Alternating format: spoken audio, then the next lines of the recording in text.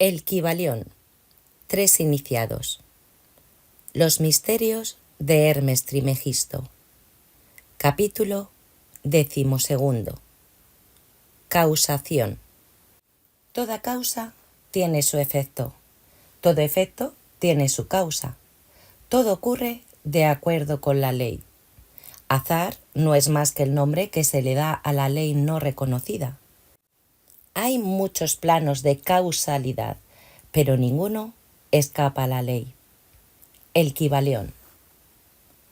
El sexto gran principio hermético, el principio de causa y efecto, encierra la verdad de que nada sucede casualmente, que la casualidad es solo un término que indica la existencia de una causa no reconocida o percibida, que el fenómeno es continuo, sin soluciones de continuidad. El principio de causa y efecto está tras todo pensamiento científico, antiguo o moderno, y fue enunciado por los instructores herméticos de los tiempos primitivos. Y si bien han surgido muchas discusiones y disputas entre las varias escuelas de pensamiento, esas disputas han versado especialmente sobre los detalles de la operación del citado principio, y también sobre el significado de determinadas palabras. El inmanente principio de causa y efecto ha sido aceptado como correcto por todos los pensadores del mundo que merecen realmente tal calificativo. Pensar de otra manera sería sacar el fenómeno del universo del dominio de la ley y del orden, relegándolo a ese algo imaginario al que el hombre ha dado el nombre de casualidad. Un poco de meditación evidenciaría que no existe absolutamente tal casualidad. Webster define la palabra casualidad diciendo que es un supuesto agente o modo de actividad diferente de una fuerza, ley o propósito. La operación o actividad de dicho agente, el efecto supuesto de tal agente, un suceso, una cosa fortuita, una casualidad, etc.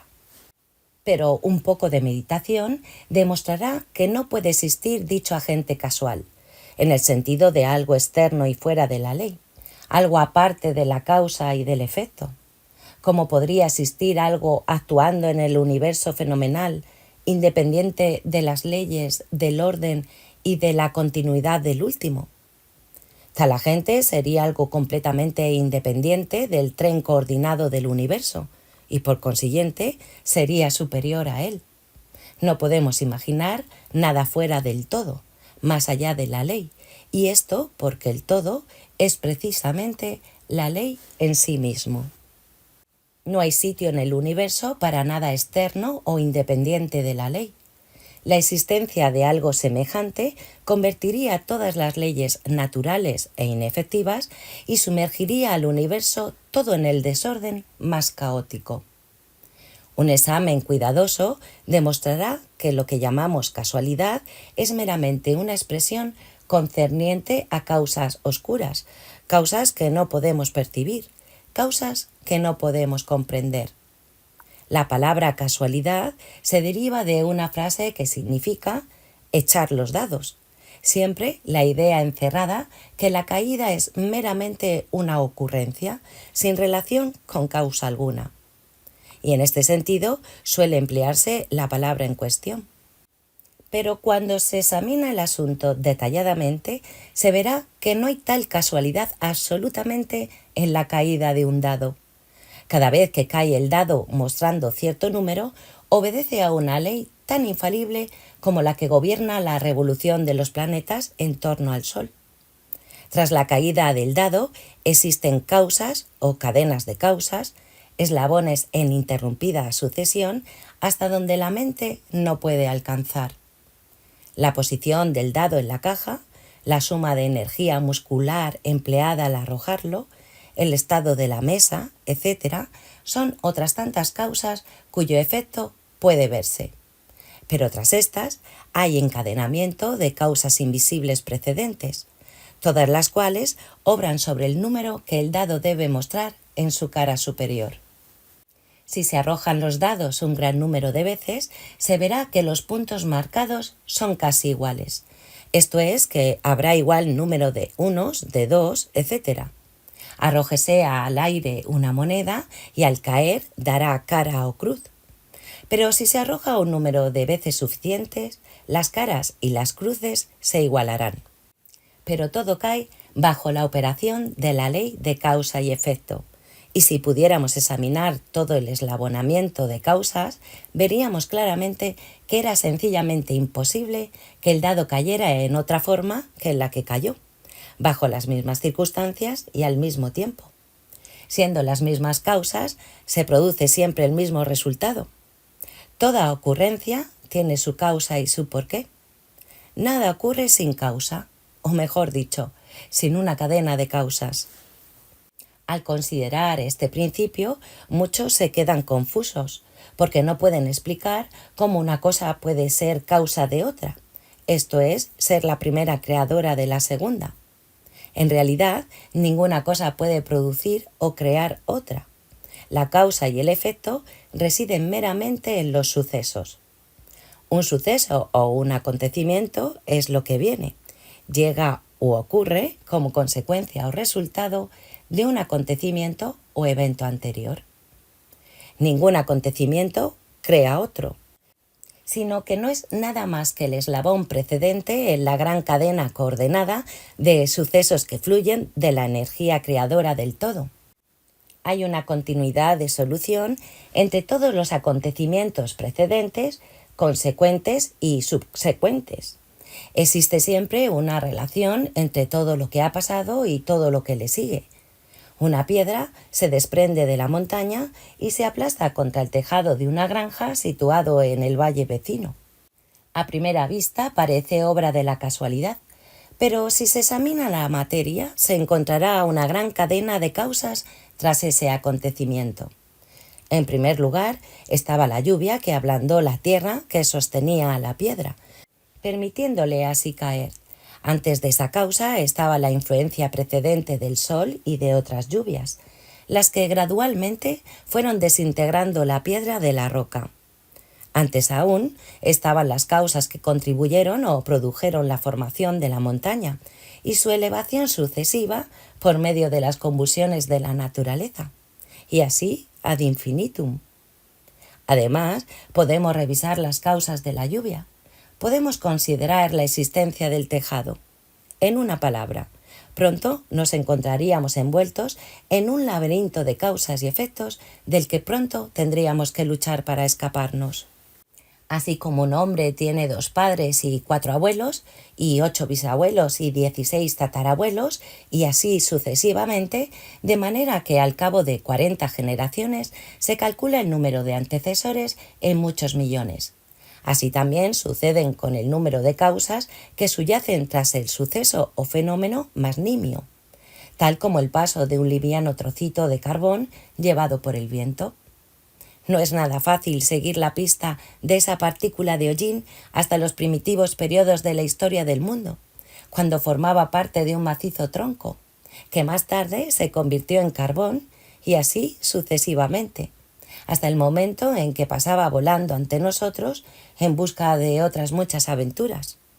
Y una poderosísima cadena de acontecimientos, de causas y efectos, la llevó hasta su actual condición. Y esta no es más que uno de los tantos sucesos de la cadena, y que seguirán produciendo más y más eventos durante centenares y centenares de años a contar desde ahora. Una de las series de acontecimientos originados por esa partícula de hollín flotante ha sido el escribir estas líneas, lo que ha obligado a un tipógrafo a realizar cierto trabajo.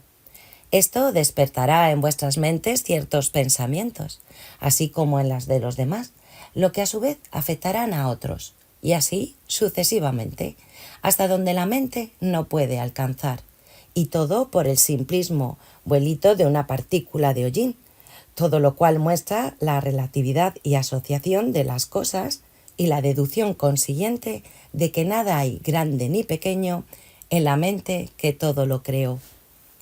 Meditemos un momento. Si cierto hombre no hubiera encontrado a cierta mujer en la oscura edad de piedra, vos, que estáis ahora leyendo estas líneas, no estaríais ahora aquí. Y si quizá la misma pareja no os hubiera encontrado, los que escribimos estas líneas tampoco estaríamos aquí. Y el mismo hecho de que nosotros, por nuestra parte, escribamos y de que vos leáis por la vuestra, afectará no solamente nuestras propias vidas, sino que también tendrá un efecto directo o indirecto sobre muchas otras personas que viven actualmente o que vivirán en las edades por venir. Todo pensamiento generado en nuestra mente, todo acto realizado, tiene sus resultados directos e indirectos, que se eslabonan coordinadamente en la gran cadena de causas y efectos. No deseamos entrar a discutir sobre el libre albedrío y el determinismo en esta obra por múltiples razones. Entre otras muchas, la principal es que en ningún lado del asunto es completamente exacto, siendo en realidad ambos parcialmente verdad, de acuerdo con las enseñanzas herméticas. El principio de polaridad demuestra que ambos aspectos son medias verdades, los opuestos polos de la verdad. La verdad es que el hombre puede ser a la vez libre y limitado por la necesidad, dependiendo todo del significado de los términos y de la altura de la verdad desde la cual se examine el asunto.